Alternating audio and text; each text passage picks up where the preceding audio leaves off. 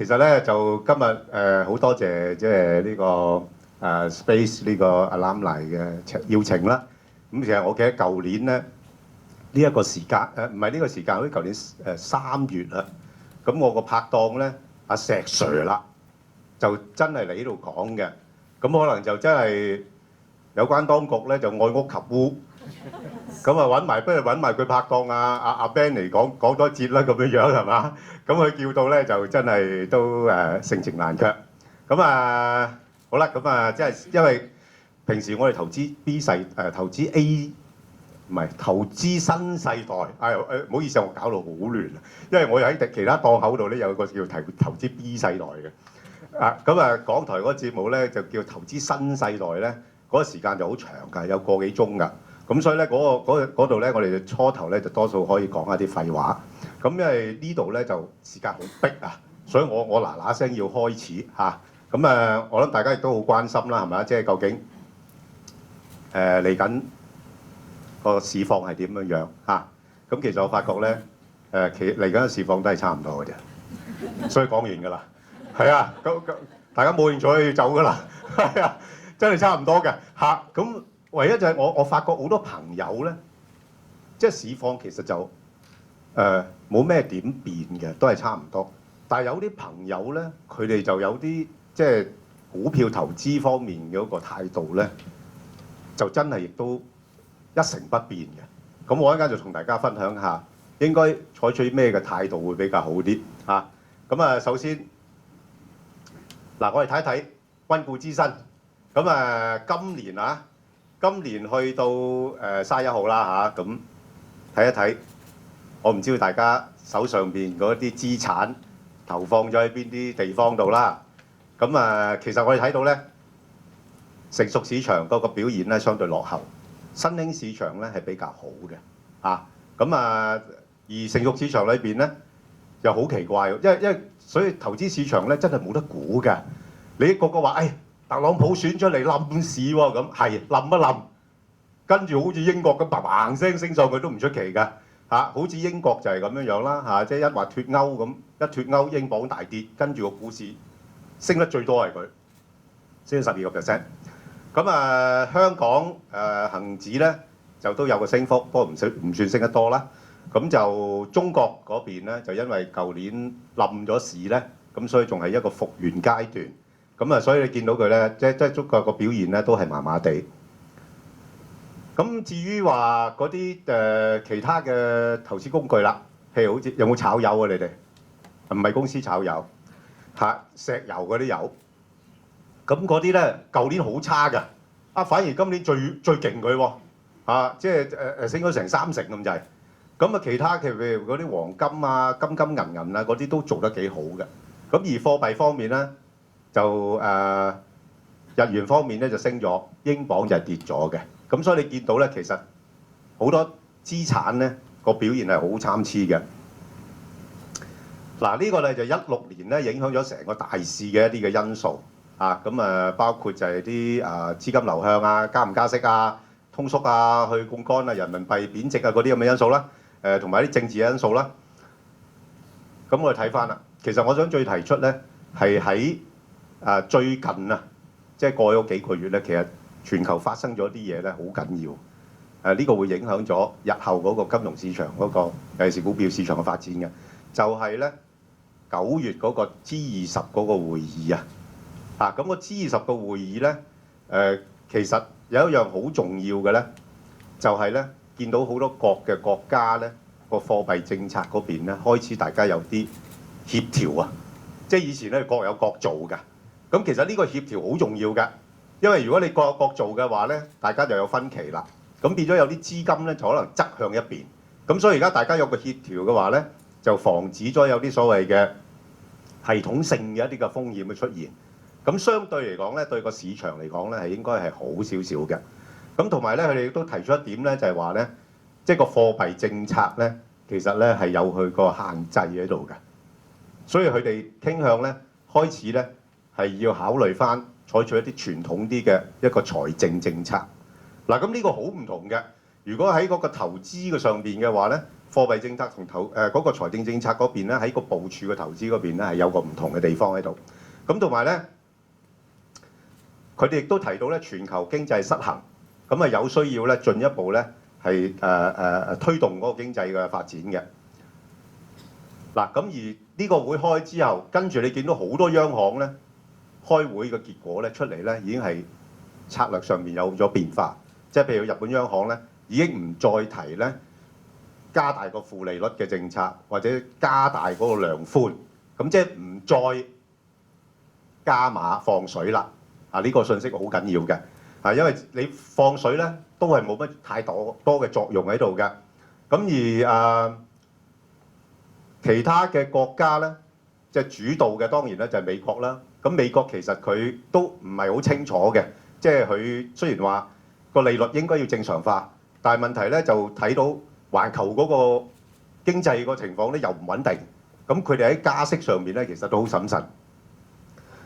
咁加上咧就譬如好似歐洲嗰邊都試過用呢個負利率量化寬鬆，咁但係你睇到譬如睇翻嗰個息率咧就降咗好多啦，咁但係嗰個私人嘅借貸個水平嘅增長咧係好慢，即係反映到咧資金其實係冇流入去實體度嘅，只不過錢多咗咧就走咗去炒嘢啫。嗱，之前就因為負利率咧，啲人就走咗去炒債券，因為大家明白利率跌嘅時間，債券係點㗎？價格會升㗎嘛。咁佢哋咧唔係話真係貪個息嘅喎，只不過係話當個價去到咁上一高位嘅時間，佢就可能會賺咗價就走㗎啦。咁所以咧呢方面其實對個實體經濟咧睇唔到話有好大嘅幫助。咁另外咧見到佢歐元區本身亦都係嗰個負債水平咧都係相對比較上高嘅好多國家。咁日本亦都係啦最近見到嗰個央行嘅會議嗰方面咧，嗱你見到佢最近即之前咧好多次咁樣咧一路加碼嗰個量寬咧，咁但係你都睇到咧一路加上去嘅時候，只係央行嗰個即係負債表咧係增加咗，但係對日本經濟咧係冇乜太大幫助嘅。咁再加上咧，其實而家日本嘅國債咧，相對於佢嗰個 GDP 咧個水平咧已經相當之高㗎啦，已經嚇。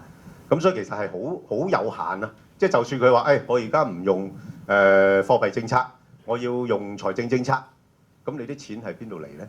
係嘛？你咪又要去借債咁？你借債你而家已經咁高嘅水平啦，咁所以咧佢其實嗰個財政政策嗰個空間都唔係太多嘅。咁你見到由於呢個量化寬鬆咧，之前嗰個負利率嘅政策咧，嗱我哋睇翻佢日本咧之前係負利率嘅，歐洲嗰邊都係㗎。咁咧就呢個負利率政策咧就叫做未見其利就先見其害。咁就主要睇到係咩嘢咧？早幾個月大家仲騰騰震嘅就係德國嗰邊德銀啊，係嘛？德銀嗰個股價咧跌得好緊要，啲人都驚佢出現問題，就係因為咧負利率令到銀行根本就冇錢賺，即係銀行基本上係做蝕本生意。咁所以你見到佢哋嗰啲銀行股嘅股價咧，嗱呢邊係歐洲嗰邊啲銀行股嘅股價指數咧就跌得好緊要啦。咁呢排開始穩定翻啲落嚟。咁日本嗰邊啲銀行又係嘅。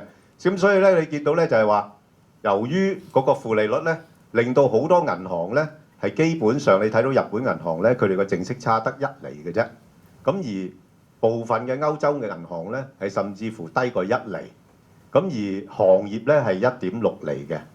咁所以最近話嗰個唔再進一步量寬，嗰個債息率回升翻嘅時候咧，你見到啲銀行股嘅股價咧做翻好啲。你而家揸住嗰啲匯控係咪仲有好翻少少嚇？好翻少少嚇。咁另外見到咧歐洲嗰邊咧個10年期債息率咧，嗱之前真係好低嘅，有啲甚至負利率啦。咁而家開始咧已經係慢慢回升翻啦。咁當然啦，債息率回升嘅時候，個債價就回翻落嚟啦，係咪？好啦，咁另外一個因素咧，舊年亦都困擾咗成個金融市場嘅係嗰個原油嗰個價格，因為油價跌咧，令到好多嘅新興市場咧嗰個貨幣都好，股市又好咧，都跌咗好多嘅。咁頭先咪講話今年其實嗰個新興市場嘅表現幾好噶嘛，其實主要係由於嗰個油價回升同埋啲商品價格回升咧，令到呢啲國家咧，係嗰個所謂嘅赤字咧開始減少翻，咁而係有個咁嘅較好嘅表現。咁至於油價嘅嘢咧，你問我而家油價會係點樣咧？我就話俾大家聽，其實又唔會話升得好多即係大概45蚊到55蚊呢個 range 裏邊就好合理嘅。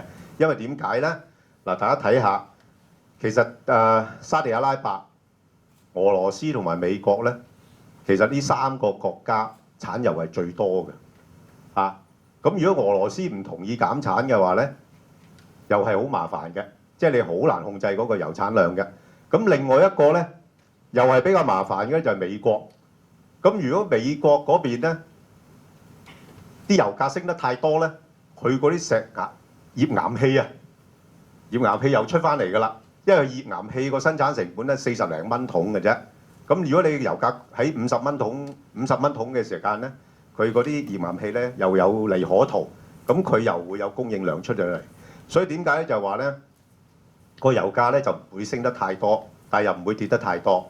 咁所以舊年呢個因素比較上影響個市場嘅話咧，就可能會相對冇咁負面。咁另外咧就一個咧就係中國嗰邊嘅情況啦。咁中國大家睇唔睇好㗎？睇好㗎，不過又冇睇得太好，係啦，睇出年係嘛？哦，即係18年，哦，哇！我哋好長線喎，係啊，咁唔緊要㗎，即係有啲長線嘅又好，有啲短線嘅又好，可長可短，即係嗱，咁其實中國經濟咧，佢係真係有啲令人擔心嘅地方嘅。嗱，佢個經濟增長其實係好勉強咧，而家維持喺6.5%啦。但係佢主要推動嘅咧，出口嗰邊咧唔得佢控制嘅。咁你雖然而家人民幣貶值咧，其實人民幣貶值咧對出口嘅幫助唔係太大，因為本身外邊環球嘅經濟需求係疲弱啊，所以你貶都唔係太大作用嘅。咁另外咧就靠消費咧，咁消費亦都相對比較上成熟咗啦，即係靠而家係高增長嘅消費咧，係一啲嘅你哋嗰行嘅消費啦，電商消費啦，冇錯啦，其他嗰啲咩食品飲料嗰啲，最近就谷埋汽車添，所以嗰啲吉利咧就升得砰砰聲，就係靠呢類嘅消費嘅。咁呢類消費有啲係補貼㗎嘛，係咪？又唔係維持得太耐。咁另外咧，固定資產投資係其實政府做咗好多㗎啦。嗱，你睇翻咧呢邊咧基建咧，基本上咧係政府推動多嘅。咁工業嘅投資又唔係太多。另外最近咧房地產都好大幫助嘅。咁所以呢個又係中央點解要即係好矛盾啊？即係你又想個房地產好，但係你又驚佢泡沫。咁所以咧最近又調控。咁亦都見到有個現象咧，就係咧國進民退啊，即係因為民間嘅資金咧，寧願啲嘢咧走去炒啲短線嗰啲嘢即係炒煤炭嗰啲黑色期貨嗰啲咁炒下樓咁有啲落咗嚟香港嘅炒下樓咁，第日部分炒緊股票咁希望佢第日炒多啲股票啦。不過其實係會有機會炒多啲股票嘅。因為如果我唔記得講咧，你問我喎咁而家最令到尤其是外資擔心即係唔係話國內啲人國內啲人唔係幾擔心㗎咋，所以係咁借係咁有幾多錢借幾多錢，總之邊度有嘢炒咧，佢就走去借，銀行亦都願意借。最令投資者擔心咧就係啲外資嘅投資者，佢哋即係。佢哋咧都係帶住一個比較傳統嘅眼光去睇中國嗰啲經濟或者係金融市場。咁咁佢計咗條數，佢話：哇，中國個即係嗰個債務咧升得太快啦咁即係你睇到啦，由08年咧164%，去到15年咧247%，哇！真係都係拍住日本咁滯喎。咁不過中國嘅債務又有佢特色嘅，同日本差唔多嘅，就係咧本身係內部債嚟嘅，即係唔緊要㗎，即係內部債咧，阿媽還唔到咧，留翻俾個仔還；阿仔還唔到咧，留翻俾個孫還，係嘛？即係可以一路延伸落去嘅，就唔會有人上嚟淋你紅油嘅，因為大家都係自己一家人嚟㗎嘛，係咪？就同嗰啲你借外債唔同啦。哇！你一借外債，你一高出某個境界線，佢就即刻 downgrade 你啦，係咪？評級即刻咁中國又冇乜呢類評級嘅嘢嘅。咁所以咧，其實呢啲所謂債務問題嘅嘢咧，嚇就嚇親啲外資嘅啫。咁佢亦都增長事實上係比較快嘅就10年裏邊咧增長咗成4.6倍。咁其中咧企業嘅債務咧係主要嘅組成部分，但係而家家庭嘅債咧都升緊㗎，因為啲人開始買樓啊。最近你睇到啲銀行咧借俾啲家庭去買樓嗰啲嘅貸款咧都升得好快。咁呢個就係房地產嗰方面嘅債務嗰個上升嘅速度咧好快㗎。其實呢個亦都好正常，即係好似香港嗰陣時，即係一路發展嘅時間咧，個個都驚住買唔到樓啊嘛，係嘛？咁尤其是經濟好嘅話咧，就大家都會覺得點都有錢可以負擔得嚟啊嘛。但係我又唔明香港而家經濟又唔係咁好，點解樓價都係咁升咧？咁其實又唔係唔明嘅，因為有人喺背後炒咯，即係好似啲股票咁啫嘛，係咪？咁你睇下我哋嗰個中國嗰個100個城市嘅物業價格指數咧，今年9個月嚟講咧，升咗成17%。咁一線嘅城市咧嘅價格升得仲快。嗱，大家有冇喺深圳度買樓啊？冇咧。係啊，咁唔關你哋事啦。係啊，深圳啲樓升得好快真係。另外一個咧就係呢個一啲蘇州係嘛？蘇州嗰邊都好靚嘅地方。但係咧，我哋計算過咧，而家中國嗰個所謂嘅房貸佔個家庭收入個比重咧係好高咯，即係嗰個即係所謂嘅負擔能力即係你睇翻而家去到呢個水平喎。美國嗰陣時嘅次按咧都係30零個%，但係而家咧中國咧已經係去到接近40個%。咁而日本嗰陣時即係資產泡沫嘅時候咧，就大概45個%。咁所以大家明白啦，點解中央而家咁緊張咧？要去調控呢個房地產啦。咁亦都睇到咧，其實中國點解要講咁多咧？就係話佢雖然債務係高，咁但係咧中國係一個已經係全球第2大嘅一個經濟體系啦。咁佢個增長亦都係，你信唔信中國嗰個增長率㗎？唔信㗎，唔信都要信㗎啦。因為公佈係咁樣嘛。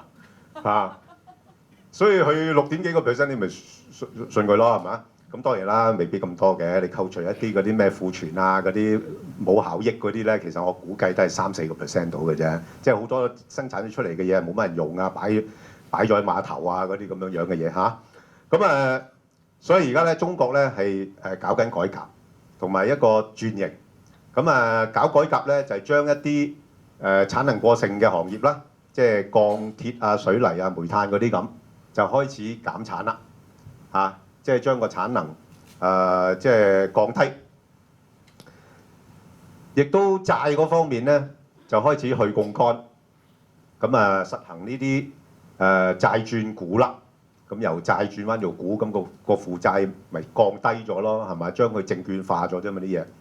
咁跟住咧就係國企改革啦，咁包括鼓勵啲國企合併做大做強咁樣樣。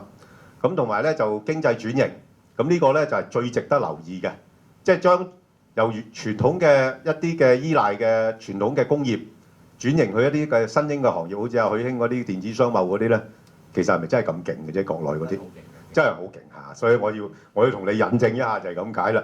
即係啲人啊講到好勁，不過真係幾勁嘅事實嚇。你睇啦，即係有數據嘅電子商貿咧，你睇到近呢幾年咧嗰個增長咧係一路咁樣一個斜波咁樣上嘅。咁佢亦都製造好多就業嘅喎，其實嚇。所以佢就點解佢話互聯網加嗰啲咧雙創㗎嘛，係嘛？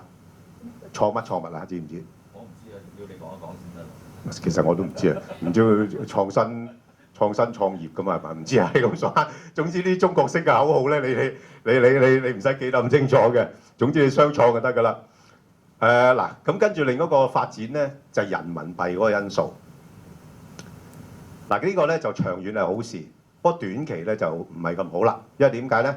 因為人民幣咧入咗去呢個 SDR 咧，就代表咧你不能好似以前咁樣咧調控咁多㗎啦，係咪？你要跟翻少少所謂嘅市場規則去做嘢㗎嘛。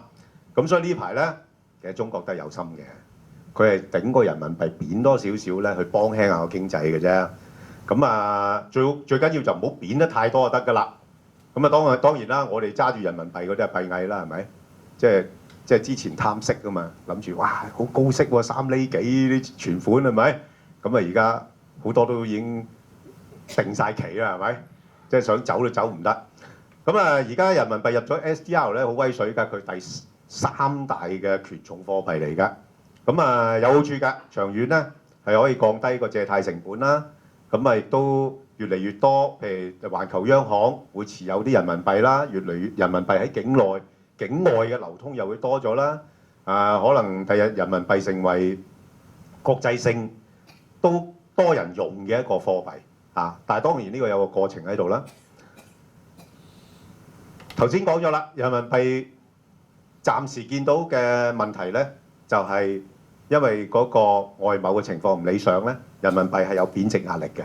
再加上啲人預期人民幣會跌啊嘛，咁所以大陸嗰方面咧，企業又好，私人又好，好多人都想啲資金咧調去外邊嘅咁因為即係你冇理由咁蝕底睇住自己啲錢唔值錢㗎嘛，所以呢個資金外流嘅情況咧係比較嚴重，同埋個趨勢會持續。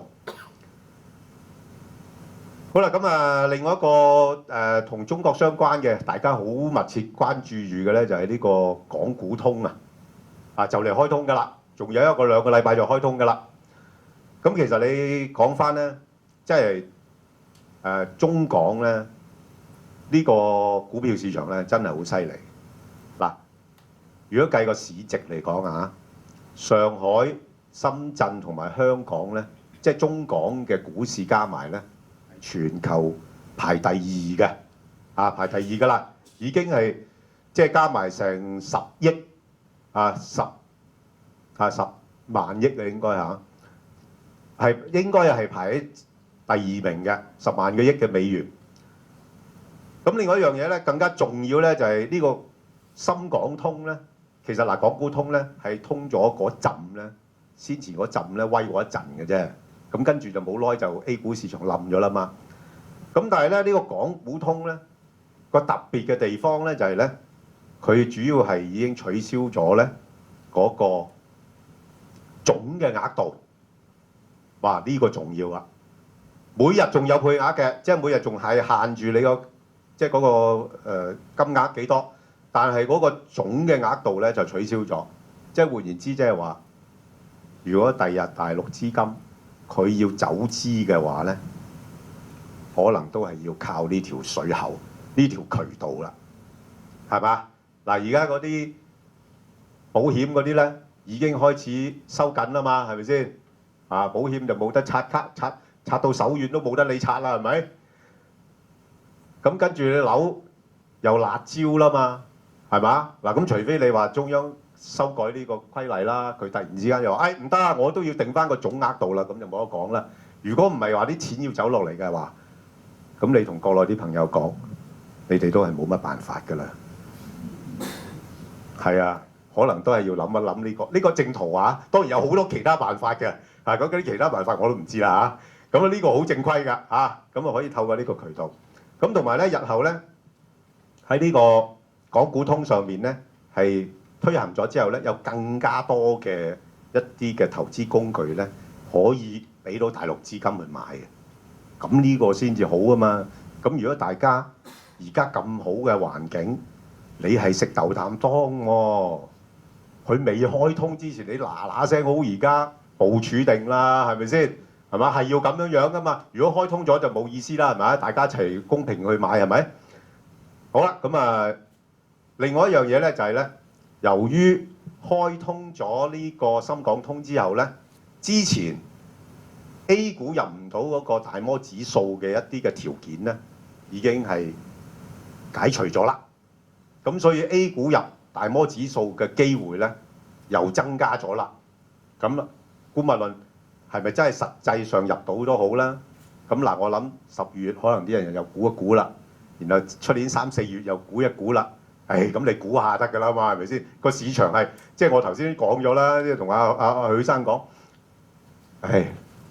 叻又唔叻都去邊，死又唔死都去邊，係嘛？咁所以咧，即係最緊要係有啲嘢大家想像一下，咁就嗰陣時咪做一陣嘢咯，係咪？做完一陣咁又喺度唞一唞咁啊，可能係㗎。深港通而家未開通，仲有一陣做下啦。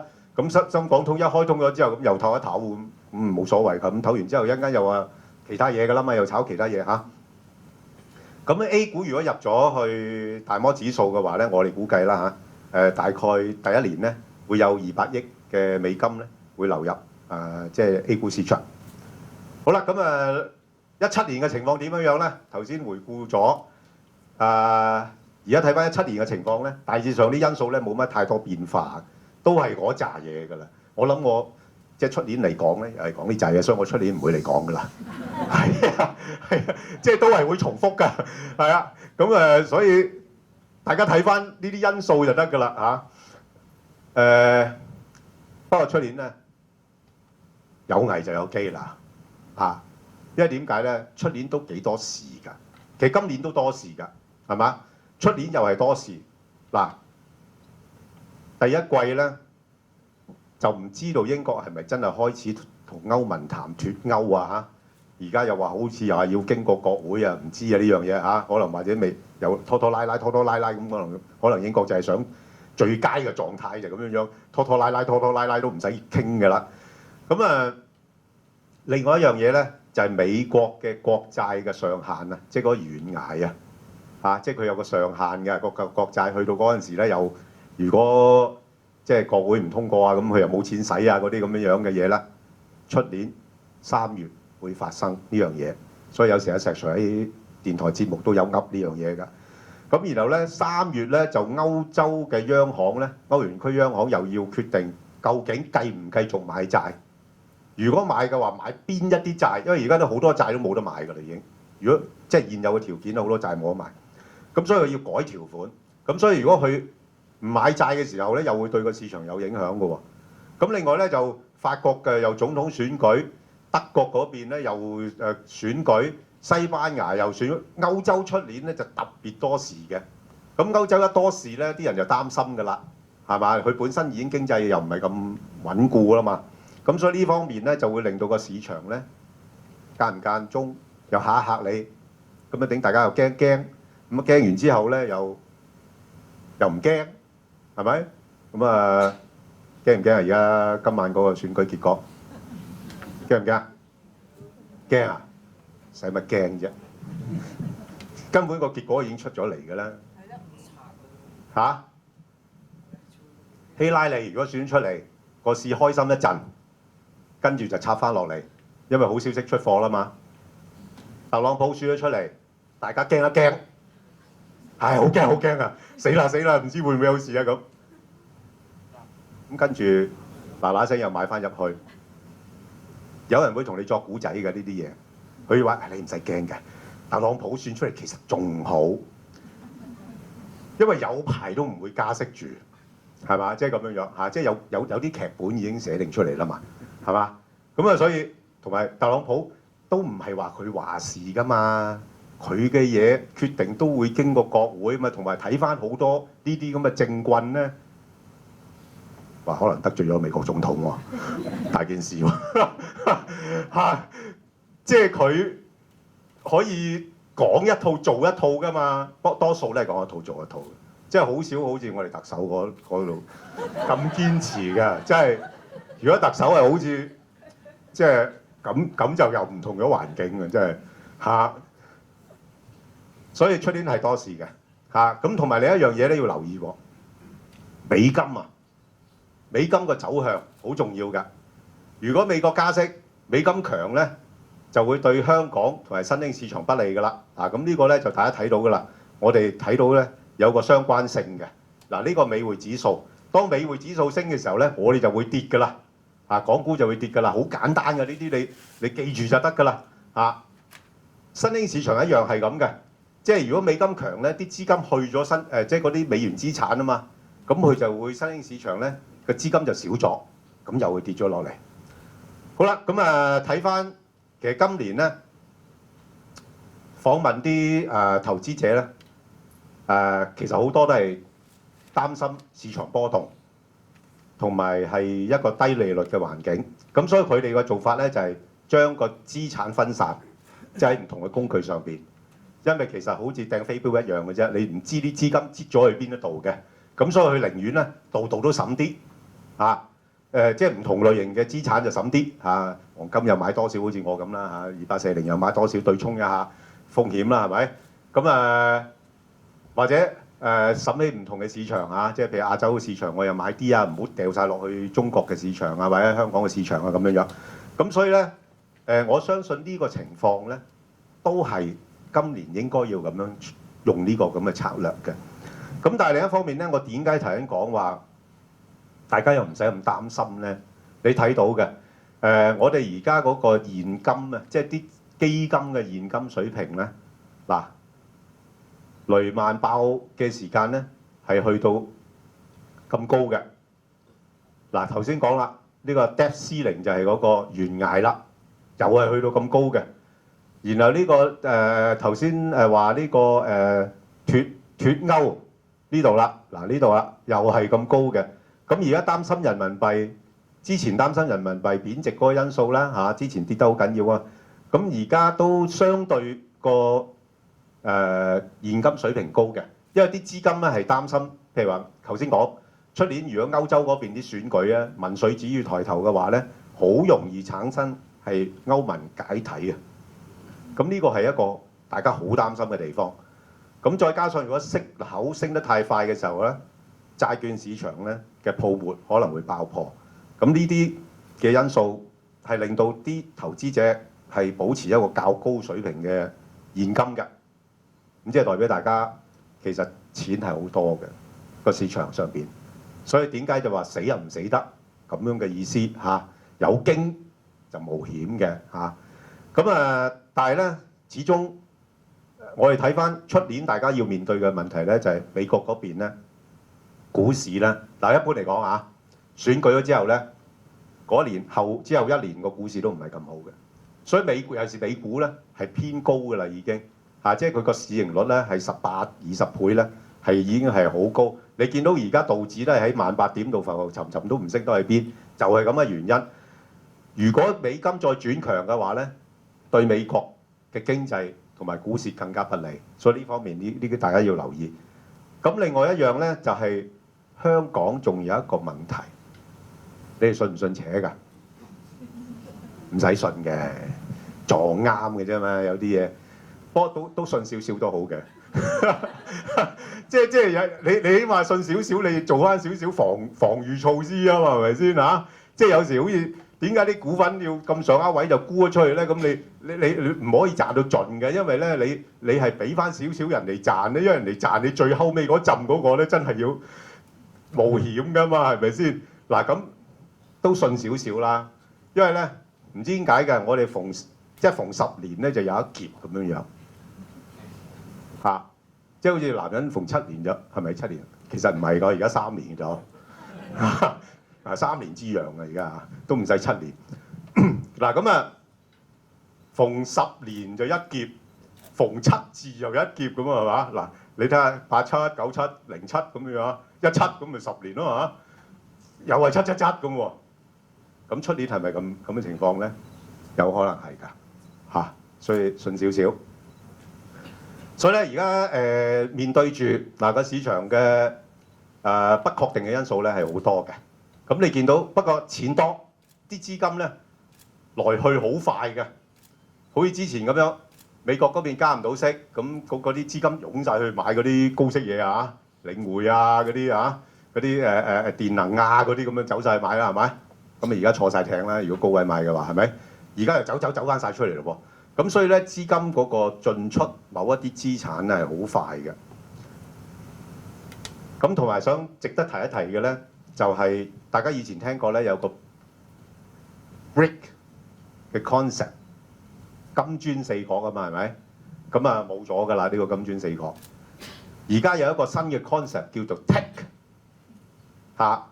不過我想指出嘅話咧，有兩個國家咧仲喺度嘅。以前金磚四國就係呢個巴西、俄羅斯 ，I 係代表邊個啊？印度 ，C 咧啊 China 中國。咁啊，因為巴西、俄羅斯咧啲石油唔得啦，鐵礦巴西啲鐵礦唔得啦，係咪？咁所以咧嗰啲商品嗰啲呢啲咧，以前靠商品發達嗰啲咧，就過去嗰幾年就好差。咁而家就取而代之咧係高科技嗰啲啦，就係呢個 T 係邊個你知唔知啊？台灣啦，台灣都幾高科技嗰啲嘢啊。IC 大家都知啦 ，K 係衰在三星嘅。本來如果唔係好掂㗎，三星真係佢衰開有條路嗰度弊啊嘛，連洗衣機都出埋問題，係咪先嚇？佢唔係就係 lock pack 啊嘛，係嘛？即係所以唔爭氣。不過咧，啲資金嘅調配咧，你見到咧 ，brick 嗰啲咧已經低咗好多啦。大部分資金去咗呢個 tech 嗰度。點解我要講 tech 咧？就係因為 IC 都仲喺度。中國嘅市場咧，其實喺國際性投資者嚟講咧，仍然非常之重要嘅。咁所以咧，中港嘅股市咧，我覺得係值得留意嘅。出年啊 ，A 股市場大家睇到由高位回落咗相當之多㗎啦。而家喺度整固，呢排都做得好翻少少，因為個估值咧合理翻㗎啦。由以前30-40倍咧，而家落翻去大概得嗰10零倍嘅啫，合理咗㗎啦。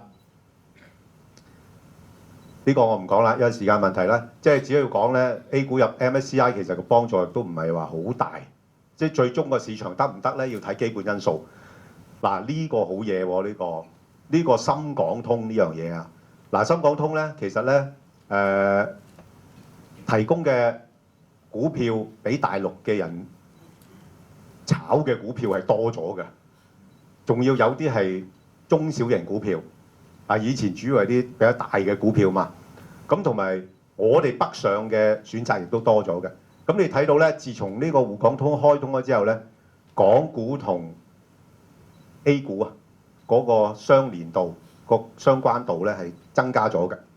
咁換言之，第日深港通開通完之後咧，港股更加會受到 A 股市場嘅影響，受到中國嘅政策嘅影響。即係啲收唔收緊啲貨幣啊、政策啊嗰啲咁嘅影響，亦都睇到咧北水南下嘅情況啦。嗱，而家你見到咧，呢個係港股通嘅佔比啦，佔咗每日嘅成交量咧大概成15%㗎。而我哋北上咧佔佢哋當地嗰個成交量咧唔係咁多嘅嚇，因為好少人上去大陸買股票啊，因為即係而家去大陸嗰個股市都縮咗啊嘛，反而資金落嚟多咗嘅。咁資金落嚟多咗咧，又令到我哋嗰個呢邊升，呢邊上升 ，H 股升 ，A 股就冇喐啊嘛。咁所以令到嗰個差價咧就收窄咗啦。由之前咧睇到咧成40幾個%咧，而家個差價咧落翻去得嗰20零個%。咁大家會問：誒點解佢平保唔喐嘅？咁係唔喐㗎。係啊，真係因為佢 A 股仲平過 H 股啊嘛，咁使乜落嚟呢度買啦？係咪？所以大家要買股票嘅時間咧，考慮下呢方面嘅因素。咁而大陸嘅資金咧好多嘅噃，嗱，包括啲之前講啦，啲內地嘅保險公司咧就有成12萬億人民幣嘅，其實好多未出嚟㗎，好多被逼擺咗喺債券市場啊，擺咗喺存款嗰度啊咁。佢將來咧，慢慢中央已經係有政策咧，容許呢啲資金調配落嚟。咁而家港股嘅估值咧就唔算高㗎，即係大概個平均數12倍幾嘅市盈率咁樣樣啦。好啦，咁啊講到投資策略啦。嗱，頭先我講咗啦，好多投資者冇改變到嘅。當然年紀改變咗好多啦。我有啲股民咧，啲朋友有時同佢哋傾偈咧，年紀就大咗好多，但係佢哋嘅心態冇改變到嘅因為佢買股票咧係我哋揸㗎咁因為點解我哋揸咧？佢會話：哦，嗰陣時我嘅嗰隻匯豐，唔知由幾多錢升到幾多錢咁。而家唔講匯豐㗎啦騰訊，邊個有騰訊喺呢度？不過你唔好舉手，因為你舉手咧，我驚惹人妒忌因為唔係好多人揸騰訊揸到而家呢啲咁嘅價錢㗎，因為佢已經拆細咗㗎啦。騰訊你諗下，10年裏邊升咗57倍。另外一隻啦，唔好講咩啦，瑞星最近入咗指數裏邊做嗰啲iPhone 嗰啲聲控嗰啲咧咁都10年都升咗7倍。好啦，咁另外咧，其實我唔想邊個係揸住匯控啊？嗱，唔好舉手，因為你舉手咧，人哋會笑你係啊，即係嗱，好真係人係好弊嘅，即係你叻咧，又有人妒忌；你渣咧，又有人笑你其實應該大家多啲同理心嗱，匯控咧就慘㗎，呢隻嘢真係即係唔使講得太多啦。咁另外利豐都慘㗎。利豐啲老牌洋行嚟㗎嘛，嗰陣時都好大家族㗎，呢啲係嘛，做得好，即係意思話俾大家聽咧，股票咧其實真係好難，尤其是喺呢個年代咧，好難話買隻股票揸落去，係嘛？石 Sir 嗰陣時講嗰隻中石油咧，你都見到咧，10幾蚊跌翻落，而家得個40幾銀錢，5個幾銀錢係咪？咁所以咧，我自己呢幾年咧較傾向嘅策略咧。就係買嚟沽嗱，大家你睇下好多股票咧，其實去到某一個階段咧，佢係橫行嘅。做自己基金經理第一，如果你話懶嘅，其實香港懶得㗎，投資者唔使太勤力㗎，可以懶。點樣懶法咧？就 hold 住呢幾隻嘢得啦。第一，盈富基金點解盈富基金好咧？因為而家港股水平唔算高。再加上佢有3厘幾俾你，同埋裏邊有50隻股票分散咗風險，仲要50隻股票，邊隻升你咪提下邊隻話你有咯。如果嗰排騰訊升得多嘅，我都有騰訊揸住啦。不過喺盈富基金裏邊，係嘛即係咁啦所以買盈富基金咧係有個好處，同埋佢好嘢即係有啲公司唔得嗰啲咧，佢踢佢走係嘛？第二就係呢個A 股嘅 ETF A50嗰啲2822而家2823咧都開始轉啦全部轉翻做實物，所以2823最近咪升得好多嘅。我點解覺得加埋2828咧，裏邊都好多金融類股份嘅。而家其實中國嘅金融類股份咧，主要係投資者擔心個債務問題啫。如果將來個債務問題冇咁擔心嘅時候咧，其實而家大陸嗰啲銀行好鬼平息口都有5-6厘，係嘛？即係嗰個市盈率又得嗰5-6倍，好平㗎。不過你唔敢買啫嘛，平都唔敢買啫嘛，係嘛？驚住爆煲嘛。其實唔會嘅。咁所以點解我要提呢啲 ETF 咧？就話你做懶人都得咧，因為而家大陸資金未落嚟因為 ETF 將來咧，佢會增加成為呢啲港股通裏邊咧有機會李小加都講咗嘅，然後將呢啲嘅工具咧加埋落去。咁如果加埋落去嘅話，大陸嗰啲股民又唔識香港啲股票，係咪先？但係又想啲錢拎出嚟，唔好理啦，係買隻盈富基金算啦，咁樣係嘛？所以咧呢啲咧，我覺得咧係大家可以即係作為一個投資唔需要太花精神嘅。我自己都有呢啲咁嘅嘢咁擺咗喺度咯好啦，咁另外咧，如果覺得自己好叻嗰啲，有冇人覺得自己好叻㗎？相信我覺得有啊，呢度啲人都幾有信心，睇啲眼神就知道我得㗎咁。係啊，唔緊要，你覺得自己得就得㗎啦。係人最緊要自己有信心啊！就用一個主動嘅策略。點為之主動嘅策略咧？其實呢個策略咧係好似我咁，所以我都係認叻㗎。就係你去睇下啲股份嗰個波幅啊，捕捉股份嘅波幅。有啲股份咧，基本上係嗰間公司俾錢大家賺。點解要俾錢大家賺啊？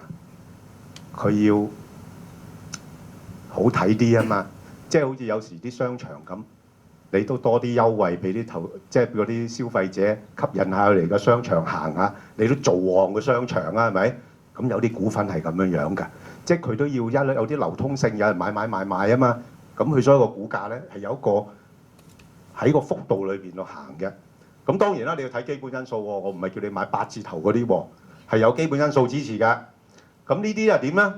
嗱，我就用個心態就係咁嘅。我哋喺電台聽嗰啲聽眾咧，多數咧就係呢頭買完咋。Ben 哥死啦！我今日幾多錢買嗰隻股票，唔知聽日走係咪要走咧？咁講到口震震，嚇到我都口震震埋。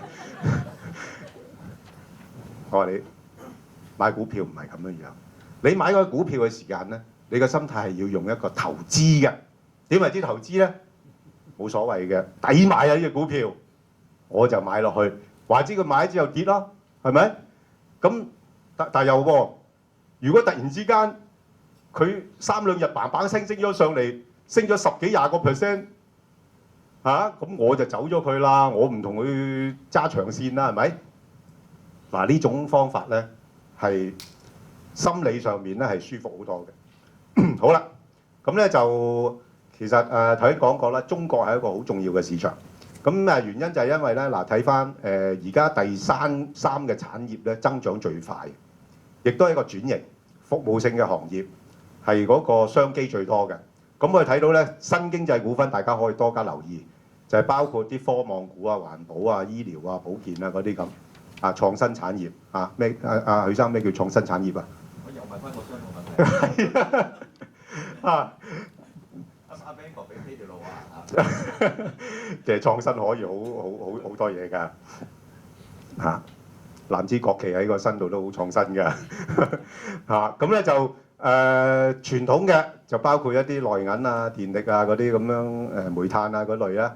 咁好啦，咁呢啲大家比較上感興趣㗎啦。如果大家真係要主動式投資嘅話咧，你都收窄個範圍啦。譬如去追女仔咁樣樣係咪啊？呢度啲渣都咁靚㗎啦，係咪？咁你冇可能一次過走去追晒咁多個㗎嘛，係嘛？咁你都要收窄嗰個範圍，睇下邊啲係比較上真係襟靚啲嘅，同埋有邊啲係真啲嘅，有啲假㗎嘛，你知道有啲做出嚟㗎嘛，股票一樣嘅，係嘛？有啲係即係人造嘅啫嘛，係嘛？比較上揾啲真正嗰啲實在啲、襟靚啲嘅嚇，咁啊呢紮範圍會應該襟靚啲啦。包括咧就電子遊戲啦，即係騰訊嗰啲啦，手遊啊嗰啲咁啦嚇。虛擬喎，虛擬實境喎，咁就 VR 之前講咗好多啦，係嘛？其實 VR 嗰個將來應用真係好大㗎，係嘛？唔係吹水㗎，係嘛？其他嗰啲好大。係好大嘅，真係好大㗎，即係佢嗰個應用範圍咧可以係好大㗎。咁跟住咧就新能源汽車啦，因為點解咧？中國要碳排放要控制啊，除咗工業控制之外咧。所以佢咪要淘汰啲即係傳統嗰啲啦、舊嗰啲啊，即係裝備落後嗰啲啊咁。咁汽車都係一個主要嘅一個行業，佢哋要鼓勵一啲新能源汽車嘅。咁所以你見到呢排一話，我有生產新能源汽車啦，咁嗰啲股票就升得好緊要，吉利咪係咁嘅情況咯。咁煤炭嗰啲咧，唔係話唔得，因為佢個基本因素係改善咗㗎啦，因為中央係。將佢哋嗰個要佢哋整合啊，即係規模要有效率嚇，咁避免重複。咁所以咧，其實煤炭、鋼鐵、水泥咧，都係可以係頭先我所講嗰啲捕捉一個範圍裏邊咧可以睺嘅，因為佢盈利咧開始有個轉好嘅一個趨向。咁另外咧，航運亦都係中央要希望佢哋係進一步整合啦嚇。譬如建材啊、旅遊啊，咁呢啲都係基建咧。頭先講咗啦，中央真係仲有好多嘢要靠基建去推動，所以咧未來咧基建股咧，其實我自己覺得係而家個估值唔高㗎，可以留意下一有咩市場震盪跌咗落嚟咧，咁又可以買呢類股份。城軌交通啊嗰啲咁樣樣。污水處理咧又係啦，你都知道啦，中國人多自然咩多啊？污水啊垃圾就多㗎啦，所以呢兩個行業咧基本上係好多商機嘅。加上而家咧佢鼓勵用一個所謂嘅 PPP 嘅模式，即係容許私人嘅資金嘅參與啊！咁呢個咧係亦都係呢啲相關嘅股票咧可以留意下嘅。藥咧，因為市場即係人口老化啦，其實大陸都人口開始老化，咁自然問題多咗啦。咁所以嗰個一啲製藥啊或者醫藥嘅分銷㗎呢啲咁嘅公司咧，亦都可以值得多留意嘅。雲計算嗱，我就一嚿雲嘅啫，其實係咪真係咁又係咁好咧？絕對係，因為大部分呢家咧都所謂嘅，但係又趕時間走喎，但係又要俾10分鐘我講喎。OK，其實我諗咧好多同科技有關嘅咧，稍後時間咧我哋 offline 再傾。我補充係啦，呢家先俾你講晒你個部分先。OK， 嗱，一陣間咧大家就留低喺度。呢個真係我會留到10點鐘嘅。係呢個真係賣大包啦！許生講呢個科技，因為許生本身係搞呢行嘢嘅，我第日好多嘢請教你。即係你話雲計算得嚇，得嚇。好啦，支付又係啦，電子支付又係個行業又係好發達。嗱，有啲股份唔好買啊！唔好買邊啲股份咧？凡係要益用家嗰啲啊，益企業嗰啲啊，咁你唔好買啦。即係電力嗰啲就係啦。即係你要維持一個即係低成本啊，鼓勵啲企業即係幫佢哋解困咧。啲電價一定增加競爭，唔升得幾多。咁再加煤價呢排又升咗，電力股又唔得㗎啦，有排都唔得㗎啦。燃氣股又係唔係幾得㗎啦。所以呢啲股份咧，你就可以就唔需要睇啦。咁所以大致上個範圍就係咁樣。咁所以今日咧就分享就係咁多。咁因為時間唔係太多啦，咁可能或者趕急咗少少。咁希望大家消化到啦嚇。咁多謝。